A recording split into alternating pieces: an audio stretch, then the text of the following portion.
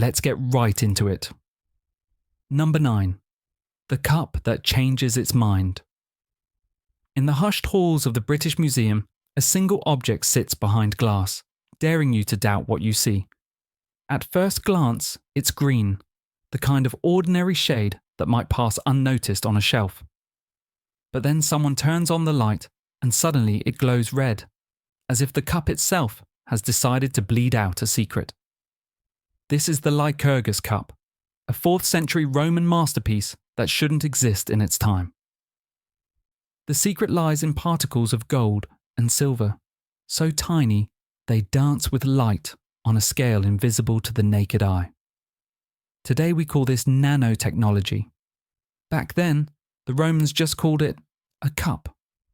Scientists debate whether this was an accident or an ancient breakthrough.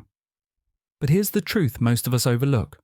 Repeating an accident enough times to craft something, this flawless is no accident at all.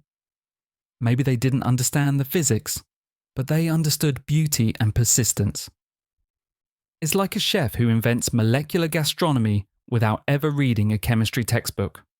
Innovation doesn't always come with theory. Sometimes it comes with fire, sand, and stubborn human hands that refuse to stop until matter gives them something extraordinary.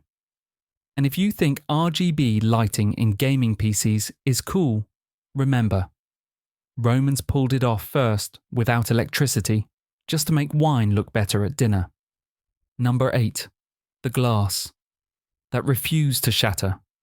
Not far away, in the fading echoes of Roman memory, another story takes shape. Picture a craftsman standing in front of Emperor Tiberius, sweat dripping down his back.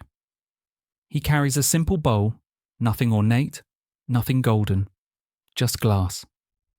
He drops it on the marble floor, and the courtiers gasp. Instead of shattering into shards, the bowl bends, dents, and waits.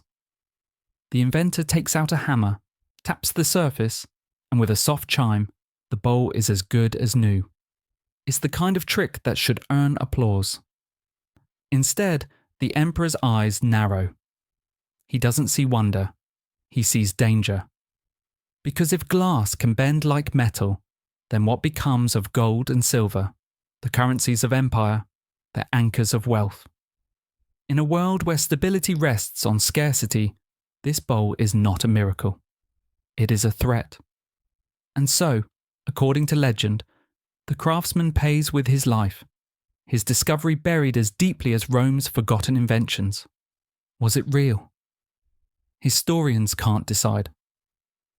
But here's the fascinating part. Modern science has indeed made glass that bends, glass that resists breaking, glass that saves your phone when you drop it in the parking lot. So maybe the tale is more than just metaphor. Maybe someone, 2,000 years ago, stumbled on a recipe centuries ahead of its time. And if nothing else, it reminds us that breakthrough materials don't just change objects, they redraw the maps of power. Tiberius feared the collapse of value. But in truth, history shows us that the materials which bend without breaking are the ones that always win. Number 7.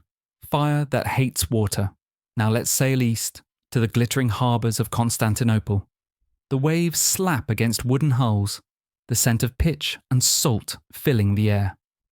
Suddenly, a bronze-snouted siphon roars to life, and fire spews across the water like a living serpent. Enemy ships ignite, and desperate sailors throw buckets of seawater on the flames, only to watch in horror as the fire spreads faster, feeding off the very ocean that should have saved them. This is Greek fire, the Byzantine Empire's most terrifying secret. No one knows the exact recipe. Pine resin, sulfur, quicklime, maybe petroleum that bubbled from natural seeps near the Black Sea. Whatever the mix, it was less about ingredients than it was about system. The Byzantines didn't just brew a flammable cocktail. They engineered pressure vessels, siphons, and tactics to unleash it at the perfect moment. They built not a weapon, but an ecosystem of war. And unlike the Lycurgus Cup or the flexible glass bowl, Greek fire wasn't meant to dazzle at a feast. It was meant to make entire navies tremble. Here's the tragic irony. The secret was kept so tightly that it died with its keepers. One lost formula, one broken chain of memory, and the world forgot how to breathe fire on water. That's the risk of hoarding knowledge instead of sharing it. Yet the lesson lives on. Sometimes the scariest inventions aren't about what they do in theory, but how perfectly they fit their battlefield. And if you're wondering whether the fire really hated water, well, every Byzantine sailor who watched an enemy fleet vanish in smoke would tell you it did. Number 6. The violins that outsang time. Centuries later, far from Rome's crumbling walls, in the narrow streets of Cremona, Italy, a different kind of mystery was born, not in fire or glass, but in wood. The Stradivari family carved violins that even today musicians describe as voices of angels trapped in maple and spruce. When a bow touches their strings, the sound doesn't just carry through a concert hall, it lingers in the soul, shimmering, alive. Scientists have dissected these instruments, scanned them with CT machines, measured their frequencies, even soaked replicas in chemicals to mimic centuries of aging. And yet the original tone, the haunting, perfect resonance, remained just out of reach. Was it the density of the wood, altered by a little ice age in Europe? Was it Stradivari's secret varnish, recipes whispered from father to son? Or maybe it was something simpler, something we can't measure, the devotion of hands that shaped every curve like prayer.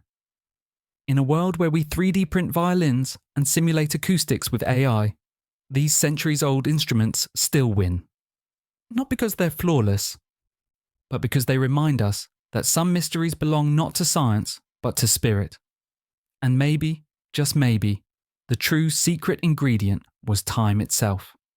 After all, wood that has sung for 300 years doesn't sound like wood at all. It sounds like history. Number 5. The clockwork of the gods. Now we leave Italy's workshops and dive beneath the blue waters off a Greek island called Antikythera. In 1901, sponge divers stumbled upon a shipwreck. Statues, coins, amphorae, treasures scattered like bones of a lost age. But hidden in the crust of the sea floor lay something stranger. A lump of bronze and wood, gears fused together as if nature had swallowed a machine. When cleaned and studied, it revealed itself to be the first known analog computer. Over 30 gears meshed inside a wooden box, calculating eclipses, planetary movements, even the timing of Olympic Games. Imagine, more than 2,000 years ago, some Greek engineer built a device so advanced that nothing like it appeared again for over a millennium. It was like discovering a smartphone in a pharaoh's tomb. How did they make it? The gears are so precise that even modern machining would sweat to replicate them without computer guidance. Was it one genius tinkerer? A lost school of engineering we'll never find. The truth is, we don't know. But the Antikythera Mechanism reminds us that genius doesn't flow in straight lines. Knowledge rises, falls, and sometimes sinks beneath the waves, waiting for divers to bring it back into the light. Number 4. Steel that flowed like water. Travel east again, across deserts and caravan routes into the forges of Damascus. There, smiths drew blades that shimmered like running rivers, patterns etched in steel that could bend without breaking, slice through armour, and allegedly cut a floating silk scarf. Crusaders feared them, poets praised them, and kings collected them as treasures of power. This was Damascus Steel, metal with a soul. Today we can analyse samples, break them down under microscopes, and we still can't quite reproduce them.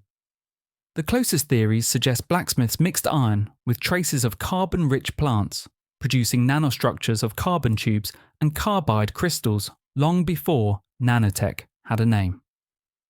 But like Greek fire, the recipe was guarded and eventually lost. The forges fell silent, and what once cut silk in mid-air became the stuff of legend. Yet the story isn't just about a sword, it's about what happens when human craft meets patience, ritual, and art. A Damascus blade was not just hammered, it was folded, sung to, baptized in fire and water, until the steel remembered the hands that made it.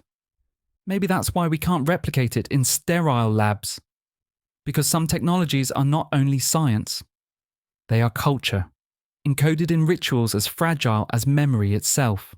Number 3. Stones that refuse to explain themselves. Deep in the jungles of Costa Rica, far from the glass of Rome or the steel of Damascus, lie hundreds of enormous stone spheres. Perfectly rounded, some stretch taller than a man, others weigh more than 15 tons. They sit silently in fields, in forests, half buried in soil, like the marbles of forgotten gods. The culture that made them, the Dikis, vanished centuries ago. Their language, their rituals, even their stories are gone. And so the spheres remain, stubbornly silent. Were they symbols of status, rolling guides pointing to the chief's house, astronomical markers that track the moon and seasons, or just art, pure and inexplicable, meant to impress without explanation? What we do know is that the stones themselves didn't come from nearby. They were hauled from miles away, dragged through jungle, polished with sand until their surfaces gleamed like the planets they may have represented. That effort alone speaks of meaning. No one moves mountains without reason. Yet like so much else, the reason didn't survive. And perhaps that is part of their power. They force us to admit that human ambition is not always meant to be understood. It is simply meant to be witnessed. Number 2. Walls that defied earthquakes. Now journey south to Peru, where above the old Incan capital of Cusco stands a fortress called Sacsayhuaman. Its walls are a puzzle of stone, each block the size of a truck, some tipping the scale at 120 tons. And yet they fit together so precisely that even now, 5 centuries and dozens of earthquakes later, not even a razor blade can slide between them. How did the Incas do it? They had no wheels, no cranes, no steel tools. Theories stretch from heating the stones with fire to softening them with plants, even to lost techniques of stone chemistry. But none truly satisfy the eye that looks upon those seamless joints. Sacsayhuaman wasn't just a fortress, it was a statement. We are builders who command the earth itself. And though the Spaniards plundered its walls to build their own churches in Cusco, enough remains to stagger the imagination. Stand before those walls and you feel 2 things at once: your own smallness, and the strange certainty that the ancients knew something about patience, weight, and willpower that we have forgotten. Number 1. Mountains shaped by human hands. And finally, we arrive at the desert plateau of Giza, where 3 great pyramids rise against the horizon like frozen waves of stone. The largest, the Great Pyramid, is built from 2.3 million blocks, each as heavy as a small car, stacked with such precision that they align with the stars. For over 4,000 years, they have watched over the Nile, outlasting kingdoms, conquerors, and time itself. We still debate how it was done. Did ramps stretch for miles, straight and steep?